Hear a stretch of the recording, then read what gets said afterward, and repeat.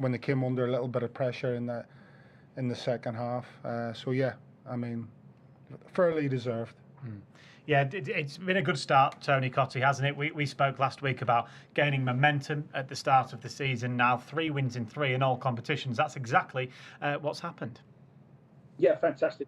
And evening, boys. Good to be back on again. And yeah, I was really pleased with the result, Dan. I didn't see the game live, but I've managed to catch up with all the highlights and that. And you're always worried. I think the game like away at Huddersfield, it always worries you because of the points that the lads have already made, the manager, etc.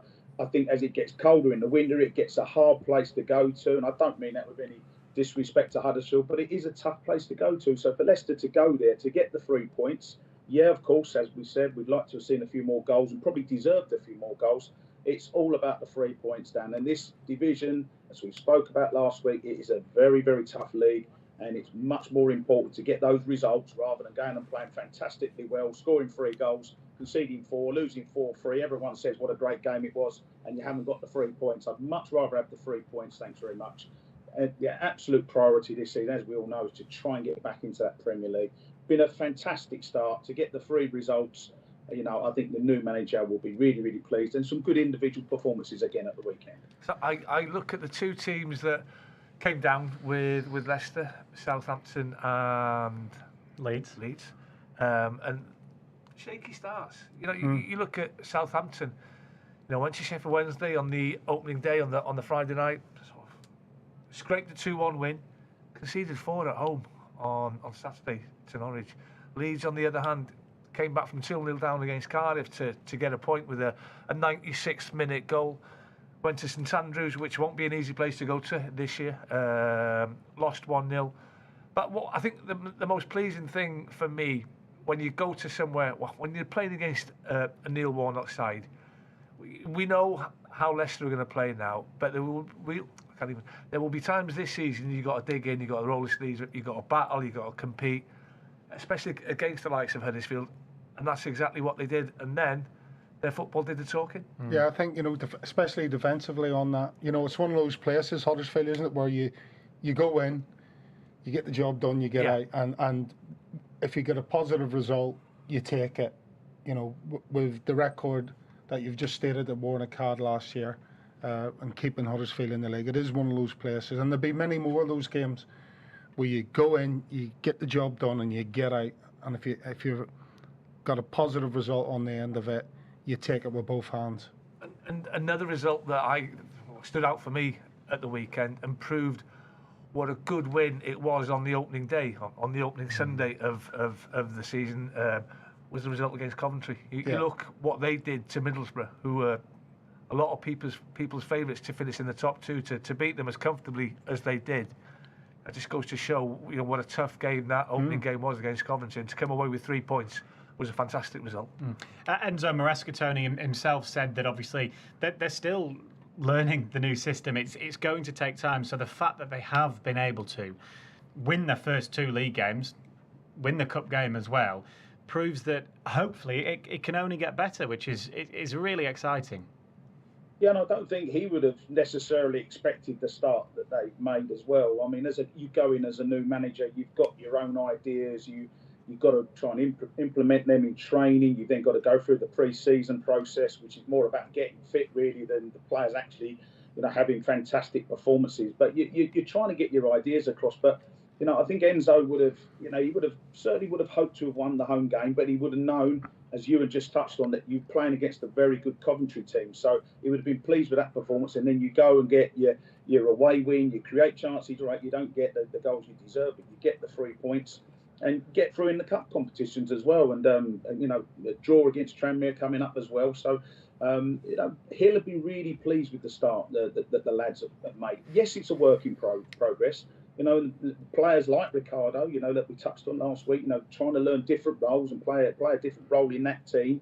You know, players getting over the disappointment of getting relegated from the Premier League, as I said last week. So there's so much involved in all this.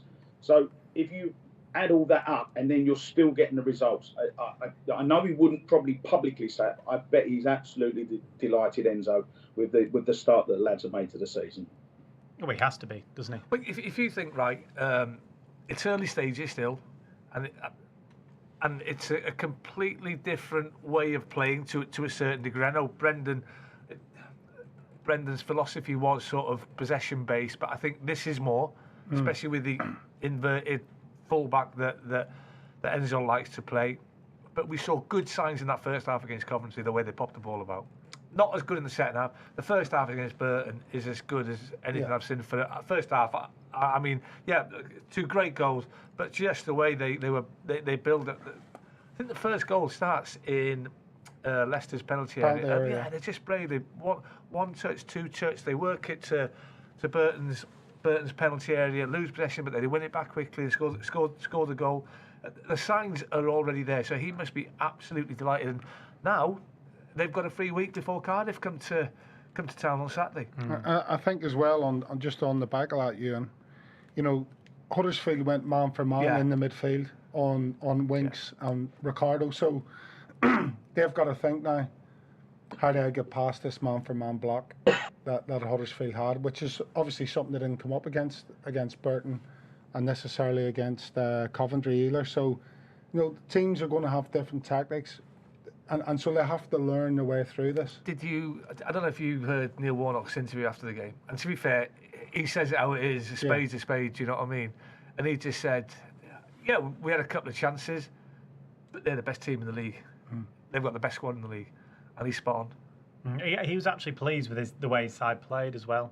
So if that's them playing relatively well, Leicester still managed to get the 3 points. I think when you're facing Leicester this season, you are going to have to play well to get anything from the game.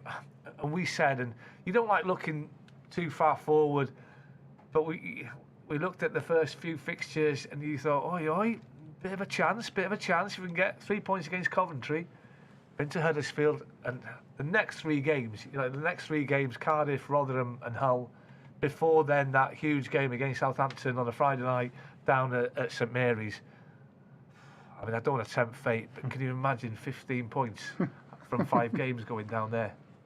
Yeah, I'm sure fans are looking at that, Tony. Obviously, we're not looking that far ahead. We'll stick with the cliche. One game at a time, Ewan. One game at a time, yeah. Yeah, but the way that it has started, Tony, there's every right for Leicester fans to feel optimistic about the season.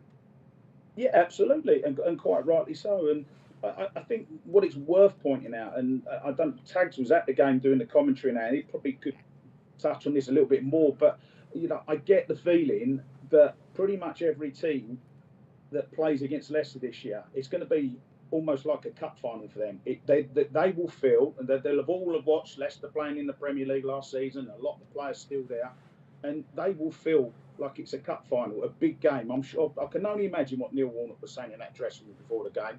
You know, really giving it to his boys. Come on, you're playing against all these lads, and you know, you get all that, and then you get the passion of the opposing fans as well. We know we're going to be playing at big stadiums this year, Leicester, wherever they go. You know, with the travelling foxes as well, it makes it a great atmosphere. It makes it a cup final. It makes it a cup game. So just like they did against Burton, where you have to, every time we talk about a cup game, we talk about attitude, and I think this is where the players deserve the real credit.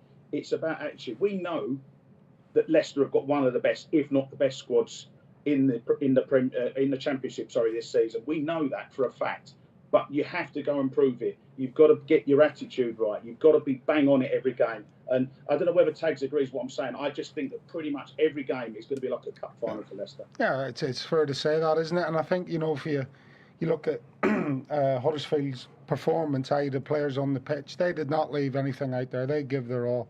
They were chasing all over the park to try and stop Leicester from playing. But the way Enzo plays and the way Leicester are playing at the minute, it's just so difficult to stop them from, you know, with the quality that they have, it's so difficult to stop them playing that way at certain times in the game.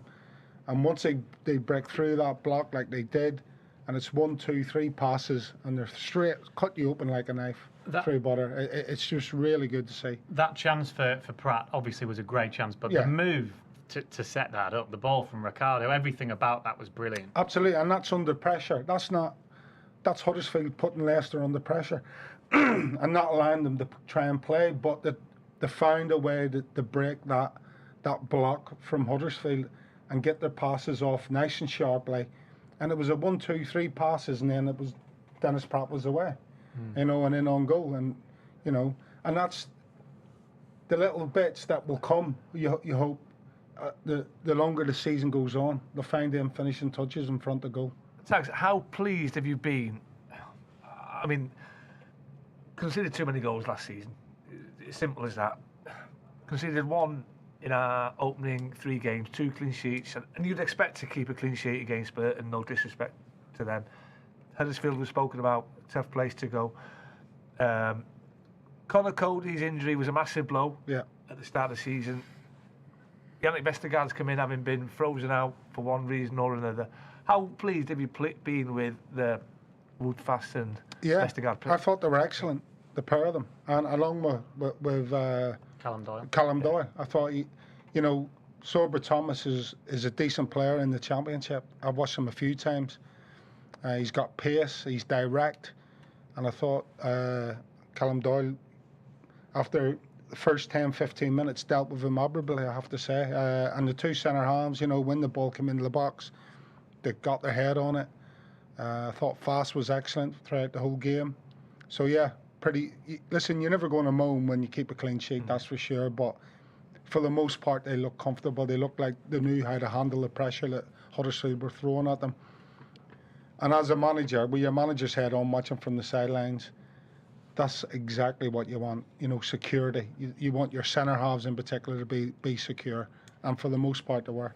It looks like it's working really well, Tony, doesn't it? The new system, particularly at the back, because it must take time for these players that haven't played it before. I'm thinking the likes of, obviously, Yannick Vestergaard, Wout Faes, Callum Doyle. He knows that he's technically left back, but really he'll probably play more of the game as a left central defender. Yeah, and it takes time, Dan. It's something I'm sure they would have worked it. Once you get up to speed in pre-season, you work at it, you then sort of try and implement it in some of the pre-season games, but you never quite know how it's going to work. But I look at someone like Ricardo. We've long been singing his praises on this program every Monday night whenever he's played. Most of the time, we're saying how good he is and what he brings to the team and that. But it does take time, and also as well, like the boys have touched on, is when teams know that you're going to play like that, if they do go and mark you man for man and that, and then you've got to be good enough to play out from there. You've also got to be confident on the ball and that as well, because I think that's one of the key things, particularly when you go into that midfield role. Of course, you've got to be confident as a centre forward. You've got to be able to hold the ball like what Ewan did, get it out and get hold of it, keep hold of it, like what I had to do. I didn't enjoy it, but you had to do it. But I think in midfield, you've got to be brave. You've got to get on the ball.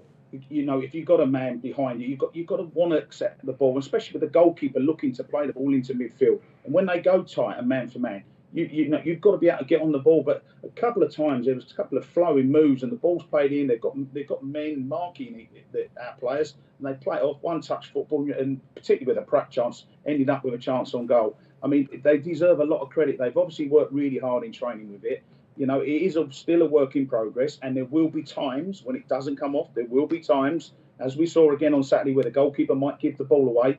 They've just got to get it back and just work on the basis that they have got better players, Leicester, and I think they proved that on Saturday. I think, with the likes of Ricardo, you've got to realise that he's played in a position where the game, for the majority of it, is being played in front of him, and he's running on to things and getting forward, and now he's being asked to play with the game behind him and start moves off from the edge of his box under pressure and being able to make these decisions. He's got to be facing his own goal. That's what I mean. So now he's starting to play off facing his own goal when for the majority of his career he's been starting moves off with all the pitch in front of him. So it's a totally alien position, and you can't underestimate that high alien that when he was first asked to go there, said, right, you're going to be facing your own goal and you're going to start Leicester on the front foot. How difficult and how uneasy that feels, and how uneasy it is to actually get up the speed with that and turn that into a real positive like he has done. And that's probably why Enzo is saying it will take time for this new system. Without a doubt. It goes without saying, really, that, or without question, that it will take time. And there were times on Saturday and against Coventry, especially if you're concentrating on the league, where, Leicester, against Coventry anyway, struggled to cope with that, but they got through it. Defensively, I thought on Saturday they were a lot better, a lot more solid. When Huddersfield broke their lines and got a little bit of joy, what they did in the last 15, 20 minutes, something like that there, really. That's the only time, really, but they look solid. And that's what you have to do, because you're wanting to play football on the front foot, then you're going to get exposed at times. And then it's down to your defenders to deal with that exposure, and that's what I thought they did really well on Saturday. The goal itself then, Tony, Steffi Mavididi, we know he's right-footed, but he backed himself. He went onto the left. Obviously, got a little bit of luck with the fact that he went through the goalkeeper's legs, but he made his own look and looked really bright during the game. Because of that, in the Coventry game that I watched as well, particularly in that second half where he got more and more of the ball, became more and more dangerous. And he looks a real talent, doesn't he? Real talent. He does well with a goal, because when you get the ball in the box like that and the defender's sort of trying to get you to show you to what to do and that, but when you do that little step over, and I mean the step over is itself, I mean, I can remember Glenn Roeder, that's how old I am, doing a step over, and every time he done it, we all knew what he was going to do, but the defenders always seem to buy it, and it is such a difficult thing as a defender to read it, because it's that movement which takes your body one way, and then they then whip it and go the other way, which is exactly what he did. He creates the space.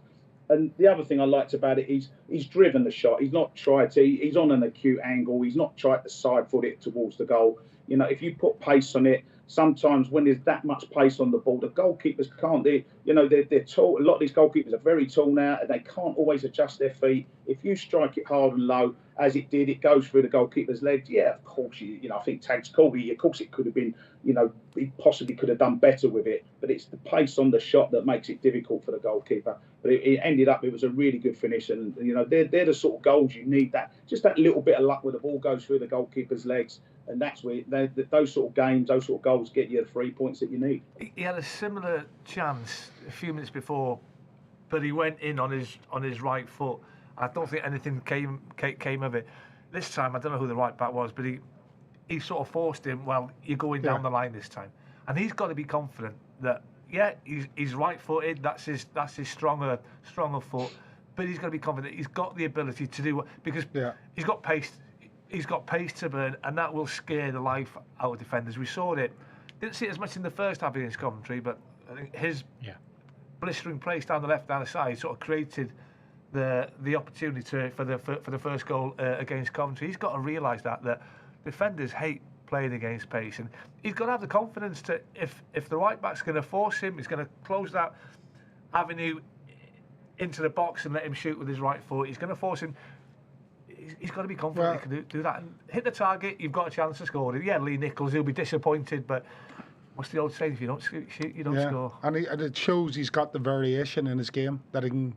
Yes, he does like to come in on his right foot, but that goal shows he's got that variation where he can go down the line. He's capable of doing it. Yeah. And for me, I think there was a scenario where Callum Doyle makes an underlapping run and brings Sorber Thomas back with him. I think that might have been the opportunity. I'd just leave him one-on-one with a fullback. Let him have. Yeah, don't go in that there. Final third. Don't do an overlapping run or an underlapping run. Just leave him one-on-one, and then let him do his thing, because he's got that variation to go either down the line or come inside. You back him, wouldn't you? Sort of 9 times out of 10 to beat his man.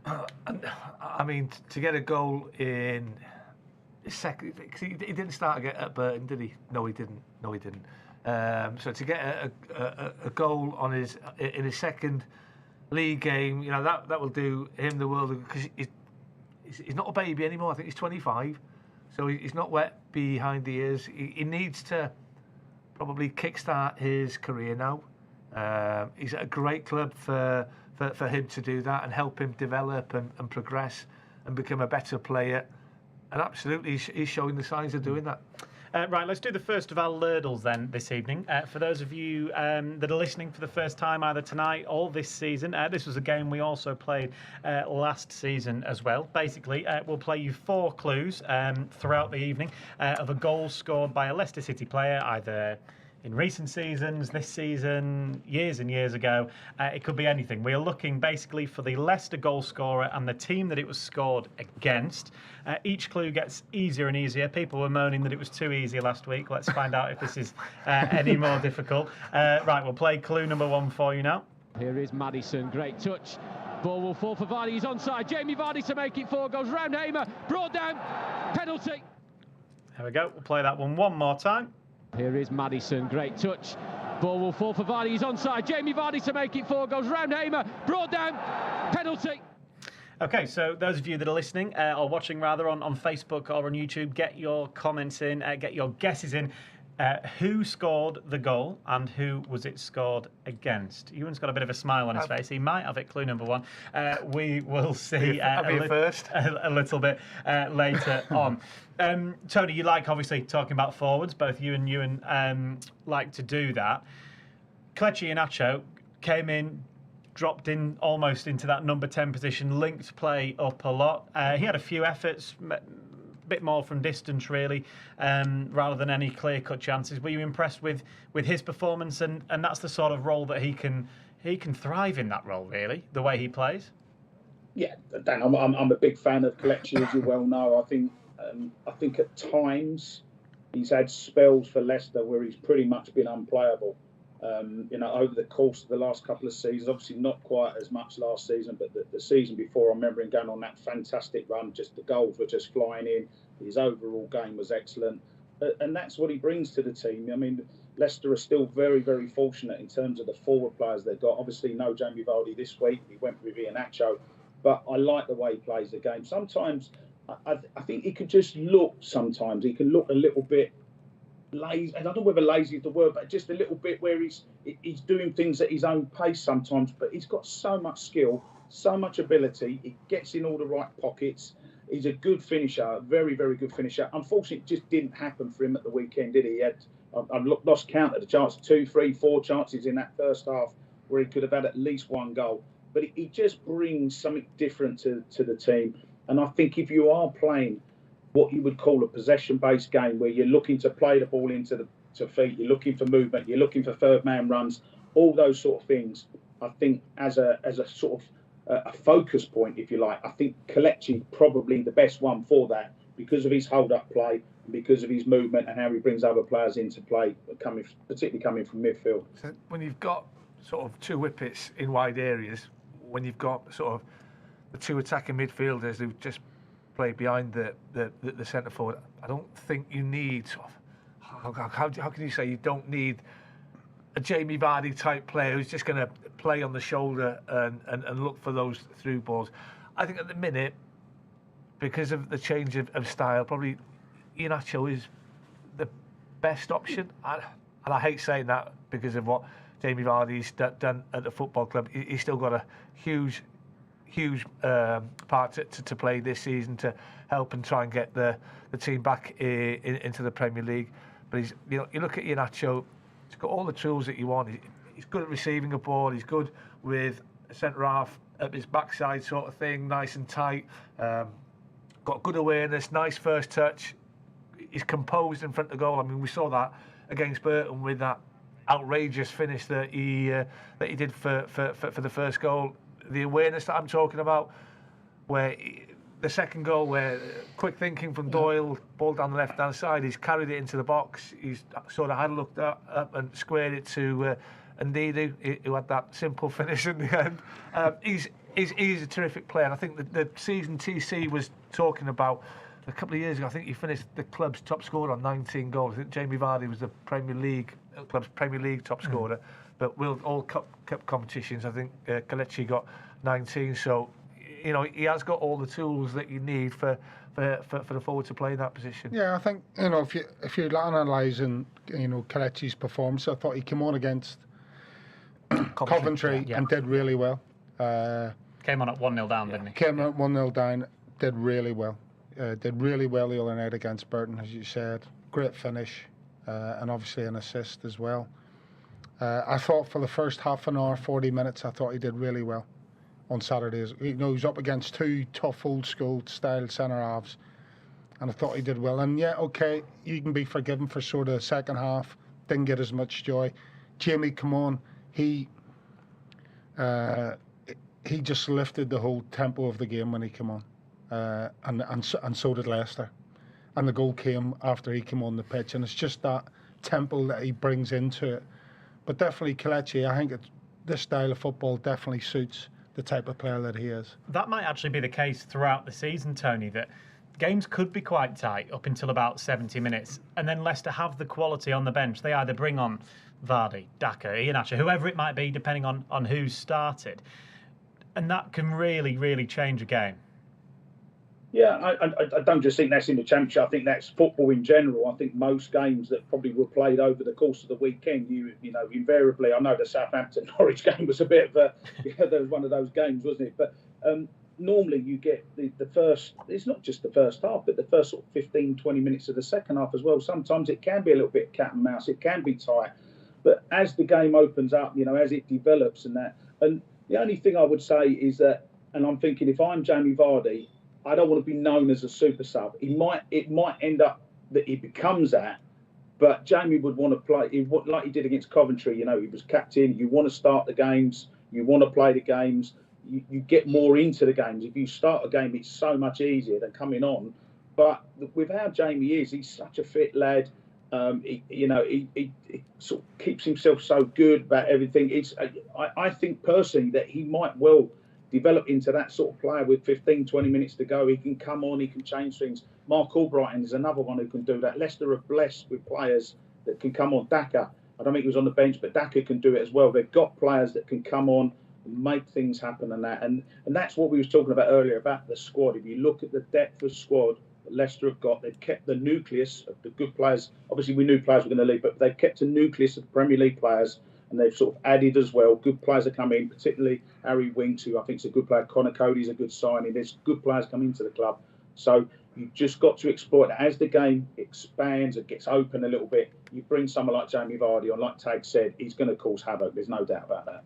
Can you imagine the two centre-halves, 70 minutes, and they see the ball going up, number 9 coming on, thinking, here we go. He just turned the back four every time, bang. Was it his run that had a great opportunity from a counter-attack towards the end just to put the game to bed, to get that second goal? Goal, wasn't it? Goal. And I think it's his pace that sort of initiates that sort of thing. Yeah, I mean... I think he's got a big saying in this season. I think the managers... I'm not saying it's a headache for him. But I think Jamie, I don't know if he was fully fit. He's not played a lot in pre-season. But once he gets back up to full fitness and full pace, I think, he showed on Saturday when he came on. He's still got a lot to offer, without a shadow of a doubt. Let's get clue number 2 for our Lardle then this evening. We've had number 1 a little bit earlier. I will do clue number 2. A reminder, we're looking for the goal scorer and the team that it was scored against. Vardy scored at that end last season in a 1-1 draw. Steps up against his former teammates who got a hand to it, but it diverted into the top right-hand corner. So we've got the goal scorer, so we just need the team it was scored against. I'll play it one more time for you. Vardy scored at that end last season in a 1-1 draw. Steps up against his former teammates who got a hand to it, but it diverted into the top right-hand corner. That is your clue number 2. So those of you listening, get in your guesses. I can see a couple already in on YouTube, so thank you very much for those. We'll do clue number 3 and 4 in around about 10 minutes time or so. See who's got it right and who's got it wrong. You look at the championship table already, Ewan, and there's only 2 teams that have won both of their games at the start of the season, Leicester and Ipswich, of course. But and that sort of sums up the championship, doesn't it, really? To go on a run and to do it early would make a real difference at the start of the season. We were talking earlier, and I mean, I think you mentioned if we could win 25 games this season, that puts us on a certain, I haven't got a calculator, certain amount of points. 75. You draw 10, puts you on to 85. That gives you a great chance of automatic promotion, doesn't it? And we looked at what happened in the Championship last season. Burnley, they did run away with it. They were by far the best side. Vincent Kompany came in and changed their philosophy. You know, they were used to Sean Dyche and Michael Jackson towards the end of last season, who had a few games, but they were very direct. You know, company came in and changed the whole mindset of the football club. They were a possession-based team who played with pace in wide areas, scored plenty of goals. They had a bad start, didn't they? They only won one of their opening 6 games, I think. Didn't quite hit the ground running, unlike Leicester. So confidence, momentum, it's a huge thing. If you're winning games, especially when you've got a group of experienced and youthful players to choose from. And that's what's impressed me. 7 changes from the Coventry game to the Burton game, and 4 changes from the team that started against Coventry to the team that beat Huddersfield. It just goes to show that the manager trusts everybody in that dressing room, and it just goes to show the strength and depth that the football club's got. I think, Leicester are winning games without playing at their absolute best. That's the most positive aspect. Yes, at times they're playing some great football, but I think there's so much more to come over the course of this season in regards to the football and the percentage of possession, goal-scoring opportunities that they create in games. I think there's still a lot more to come, so the signs are looking really good. Which again, as we've said a couple of times already this evening, Tony, Enzo Maresca himself, the manager, is saying, please be patient with it, because it's only going to get better. And when you've started the season 3 from 3, it's just so exciting. And I think the fans will be patient as well, Dan. I think although everyone's excited, everyone expects Leicester to have a good season. I think the fans are also realistic as well. I think they would have done exactly what we did last week when we was talking about how tough this championship is. Just the next 3 games coming up, we've already mentioned it. Cardiff at home is going to be a tough game. We know that. Then you're looking at Rotherham and you're looking at Hull, 2 of the teams that I tipped to get relegated.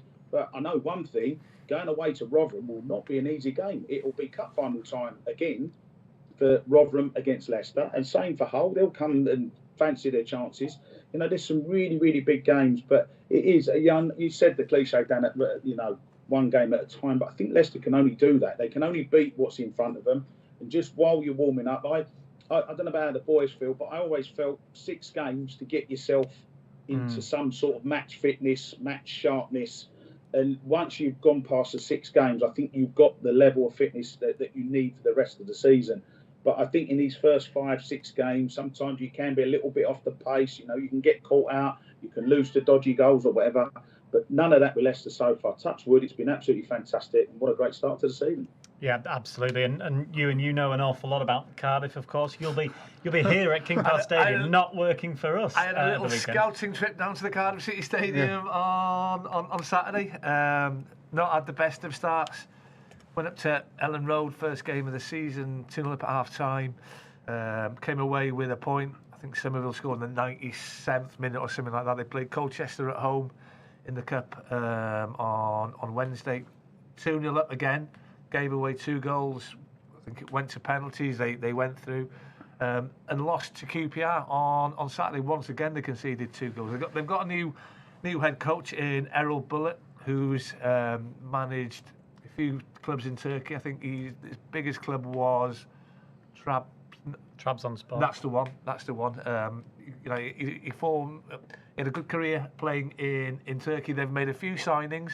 For the first time in a few years, there's a bit of optimism about the club. This is a club that's finished 18th, and they finished 21st last season. And it's only because Reading had 6 points deducted that they're still playing in the Championship. The lowest, Wigan, only Wigan scored less goals than Cardiff last season. But they've signed Aaron Ramsey, who I thought played well on Saturday.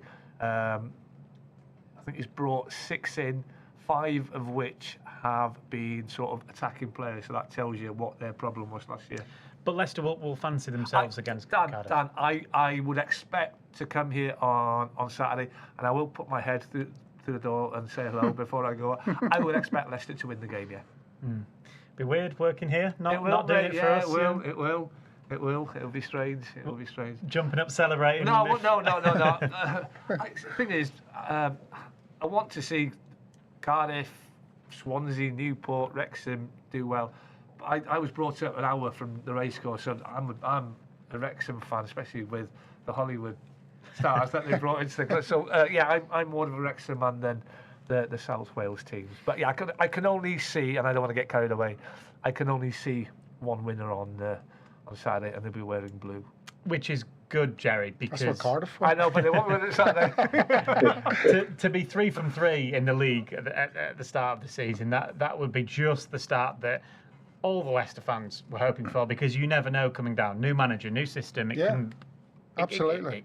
I mean, conceivably in the Coventry game, could have gone the other way. Even at the weekend, Huddersfield had chances. Yeah, they had one very, very good chance at 0-0, and somehow the big centre half put it over the bar from point blank range. But yeah, listen, there's some good signs. That's as far as ahead as I'd like to get. There's some good signs coming through. The football's good. They're controlling games, which is obviously a big part of the way that Enzo Maresca wants to play. Is he wants to control the football games for large parts. Yes, he will be looking moving forward to be able to control those games for larger parts than what they already have. He'll be looking for less scary moments as the season, we get deeper into the season.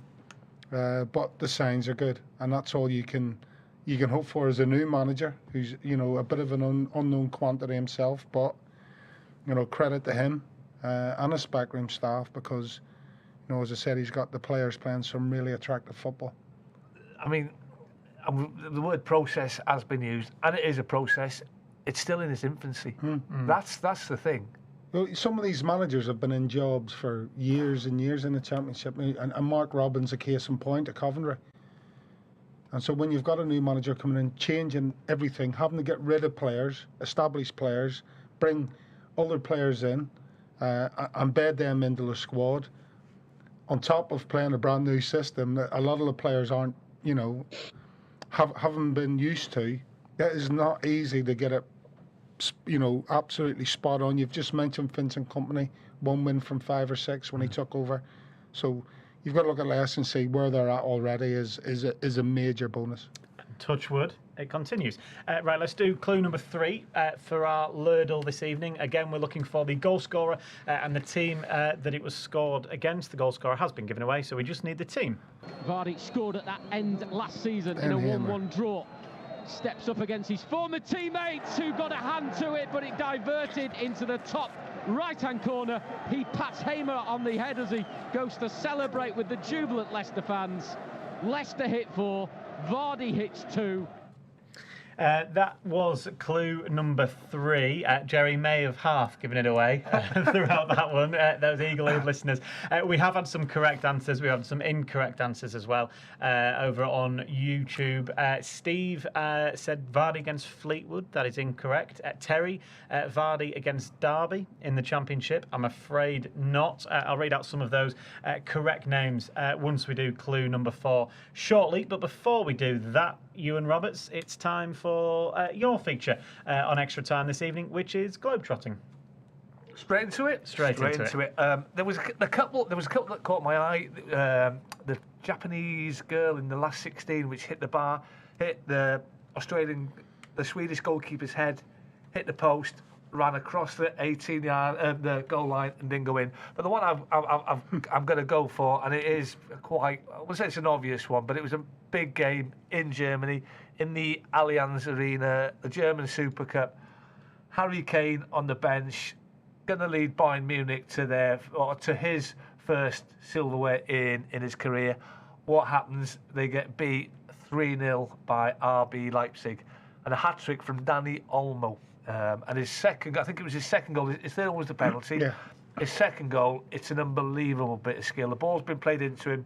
He's got his back to goal. He's got 2 Bayern, I think they're defenders, either side of him. And he's done like a sort of a Cruyff-esque turn, if you like. The 2 defenders have had to pay to get back in the stadium. And then he's had the audacity to toe poke it through the goalkeeper's legs. It was a fantastic bit of skill, and I'm trying to think back. And one goal that stands out in my. Do you remember Thierry Henry against? I think it was against Manchester United at Highbury. Flicks it up. Yeah, he flicks it up, runs the other way, and then volleys it to the left. And I can't remember who was in goal for Man U, but that was a magnificent bit of skill. And there's only a player like Henry who could pull it off, to be fair. Boys, have you got anything to add? Bits of skill? I mean, but to be fair, it's like Beckham's bit of skill against Wimbledon. Yeah. To score from that. That's an incredible bit of skill. Yeah, there's no trick, but it's a great bit of skill. Yeah.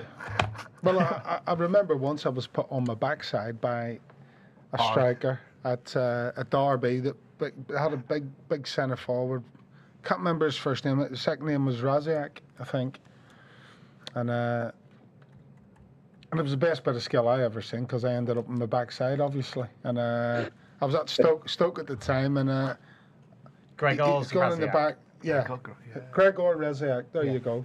And he's going to shoot. I've gone to come in for the challenge to try and block it, and he just sort of did this move, and he ended up on my backside, and he slotted the ball into the back of the net.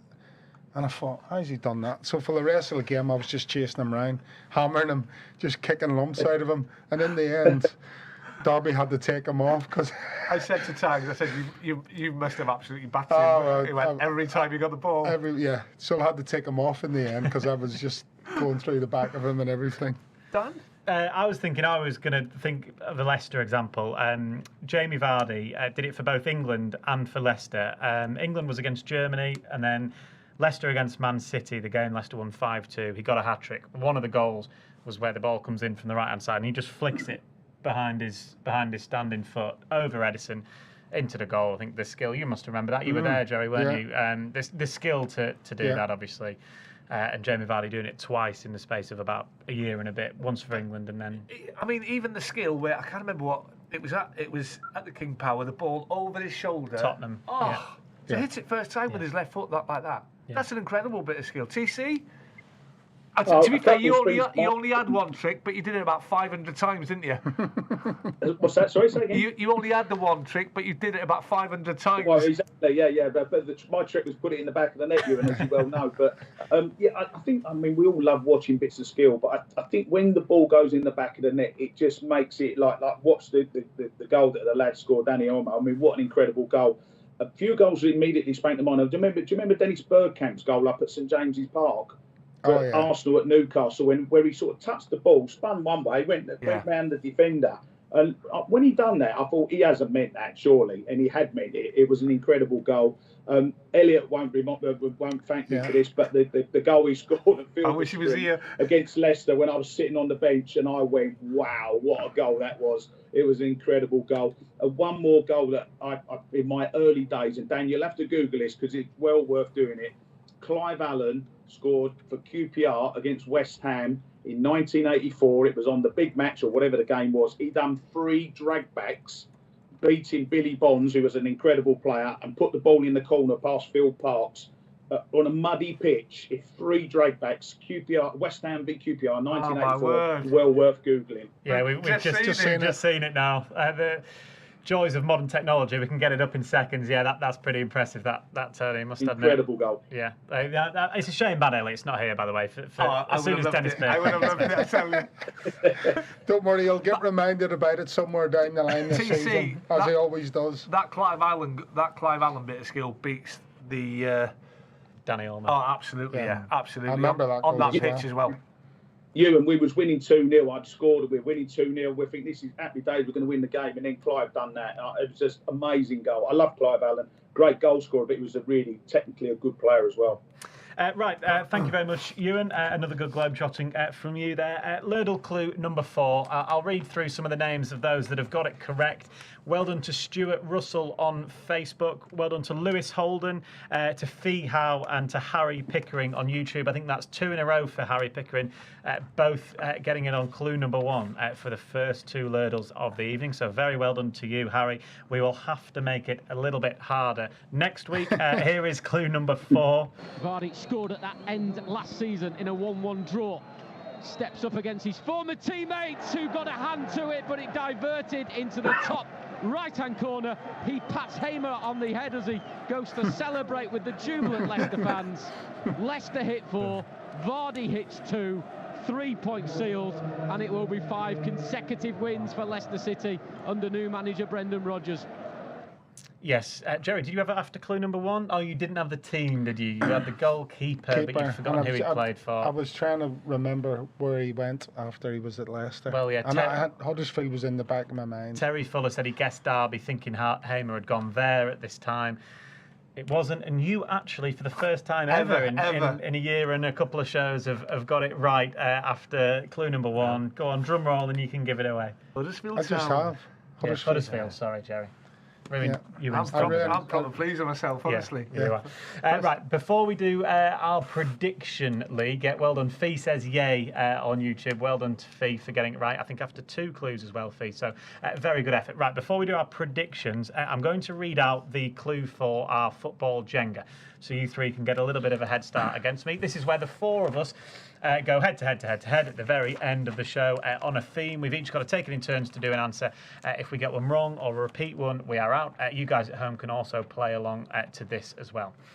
So, following the opening Premier League weekend, name any team to have spent at least 1 season in the Premier League. So, since its formation in 1992, any team that has spent at least 1 season in the Premier League. There are 51 teams that have played a season of Premier League football. So we'll each take it in turns to do an answer on that once I've run through these predictions. So everyone has a go predicting some championship games ahead of each weekend in the Premier League. Let's see how we have all got on. I know for a fact I didn't do very well this week. Only Tony Cottee after the first game has got any points. So basically, if you get the correct score, so if someone had said 3-0 Coventry, you get 3 points. If you get the correct result, as Tony has done, you get 1 point. So 1 point there for Tony, which is a good start, Tony, considering it didn't go so well last season. Gerry Taggart has got it spot on. Well done, Gerry, saying 1-0 to Birmingham after a 93rd minute penalty there. Ewan and I were on course for a point each, but we didn't quite get one there. The next game is Ipswich 2, Stoke 0. Spot on for Ewan, 3 points for him. We've got a fist pump in the studio here. Gerry and Tony each get a point. I get zilch again.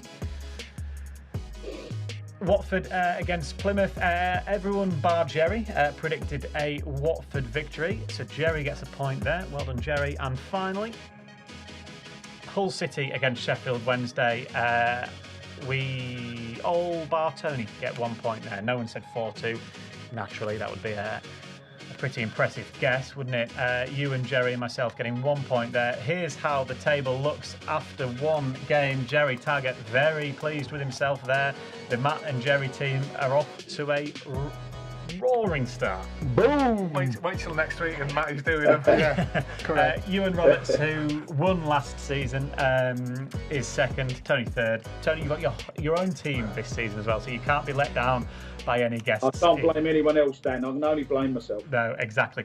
Right, you guys have been frantically scribbling away while I've been reading out those predictions. So, if you missed it, the theme for this week's Football Jenga is any teams who have played at least 1 season in the Premier League. As you guys were all writing first, I'll go first, and I'm going to say Leicester City.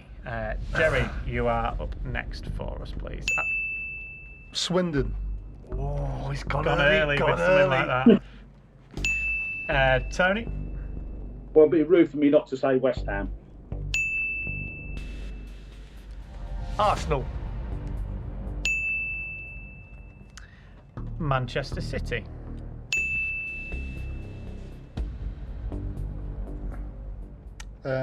Manchester United. A few errs early on there. Everton. Liverpool. Chelsea.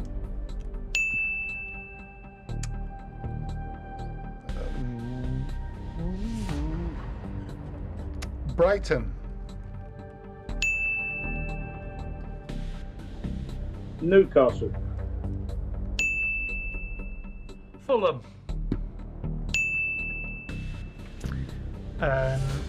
Spurs. Southampton. Oldham. Oh, what a shout. Sheffield. Sheffield Wednesday.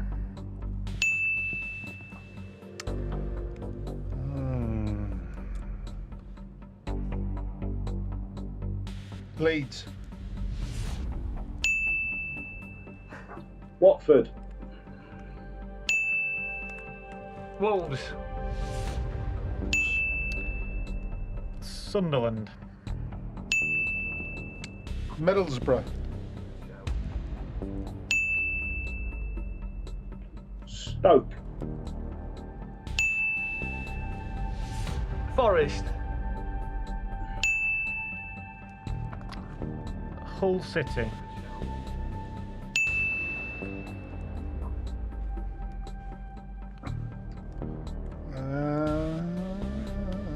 Hull. Did you say Hull? I did, yeah. Right, just tick that off Buying my yourself list. a little bit of time here, Gerry. Blackburn Rovers. Who did you say, Tag? Sorry, I didn't hear that. Blackburn Rovers. Blackburn. Okay, yeah.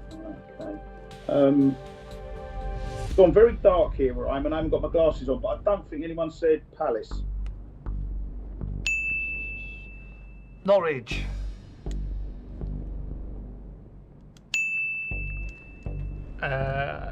Ipswich. No one said that, have they? Oof. Brentford. Who was that? Tag? Brentford. Brentford, was it? All right, okay. Good one. Portsmouth.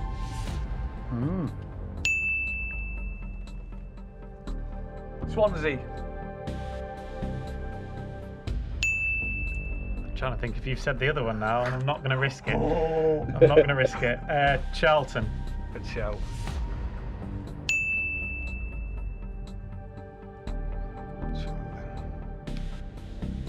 Aston Villa. Oh, Tags. wow. Good one. How do we forget that? Coventry. Cardiff City. You hadn't said it then. Hadn't said it. Birmingham.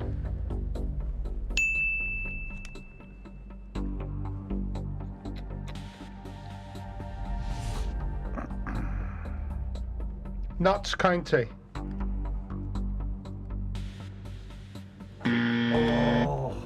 No, Notts County have never played in the Premier League. Then that leaves Tony, Ewan and myself. Tony, you're up next. It's going to start coming around a lot quicker now. I know. I've only got 3 left. Right, I'm going to go Wimbledon. Oh, good one, Tom. QPR. I don't think we've said Bournemouth yet.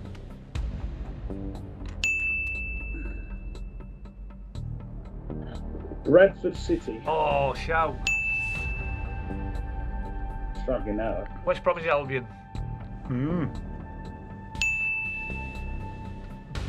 Bolton. Been said. Been said, isn't it? No, I No. don't think so. No, I've got that on my list. Okay, Brighton then, did you? Yeah, Brighton has been said. Yeah. Brighton. Oh, yeah. Yeah. Right, okay, I thought you said Bolton. All right, I'm desperately struggling now.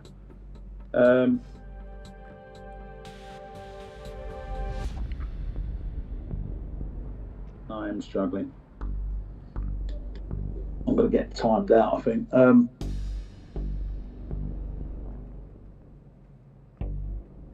Yeah, 10 seconds then, Tony.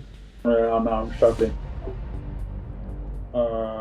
5, 4, 3, 2, 1. So that's Tony out. So it's just you and I. It'd be interesting to know from the producers actually how many we've got left. I don't know if they've already been said. That's my worry. Last Saturday's opponent's Huddersfield. Good one. We've got 7 left. I've just heard from the 7. producer. Ewan has just said Huddersfield, so that means there's Standard. 6 left then. I've again got 3 written down, but I don't know if they've been said. That's my only worry. Wigan. Good show. They've been said. Right, I'm not going to waste any more time. Blackpool. I had that. They already said it. Was that your banker? No. Oh, I thought. No, I was asking Gerry if the two I've written down have been said. So, don't think so. Is that 5 teams left to get or 4 teams left to get? Have we said Wolves yet? We have. Yeah. Yeah. That'll be me then. Burnley was my other one. Have we said Burnley? I've got to get one, right? Let's see all of us now if we can get it. See if we can get one more. So I've got one. So how many's left? I think there's 3 left. Barnsley. Good shout, mate. Barnsley, well done. Your hometown. Barnsley. So is that 2? Is I that was 2 trying to left leave then? it till the end. You went out with Swindon too early, didn't you? I think. Yeah. No, not county. I county. wasn't sure. I thought. How many left now? Is it 2 left producers that we've yet to get? Be good if we can get the final 2. 3 left, in fact, including 3 left. Birmingham clubs. So Burnley, obviously, we've now had. London clubs. Do we say Charlton? Mm. Yeah. It does include this season's, I've just heard. So Luton will be another one. Yeah. Luton. Who else went up? Sheffield United, obviously. I think Burnley. we've had those, and Burnley. So that's 2 then, not including Luton that we're probably not going to get. We've got about a minute. Let's see if we can get it between them. If you shut up and let us think, done. Might have a chance. No, I can't. I'm thinking of London clubs, and we've said them all, I think. Preston never been in the Premier No, League, have they? no. No. Another East Midlands club. No. Derby County. Derby. We've had Derby. Oh. I'd cross Derby out, annoyingly. So That's a good effort. one more left. Yeah. We need another clue then, producers. Last 30 seconds. For our final one. Further south than Leicester. Watford who said. And it begins with an R. Reading. Ready. Ready. There we go. We got them all. So that's at 51. Good We standard, did though, well boys. considering there was 4 or 5 left when we got to the end. Well done, Ewan. That is your first victory of the season. So it's a win for Tony last week, wasn't it? Win for Ewan this week. Thank you very much for your company as ever. Tony Cottee, Iwan Roberts, Gerry Taggart.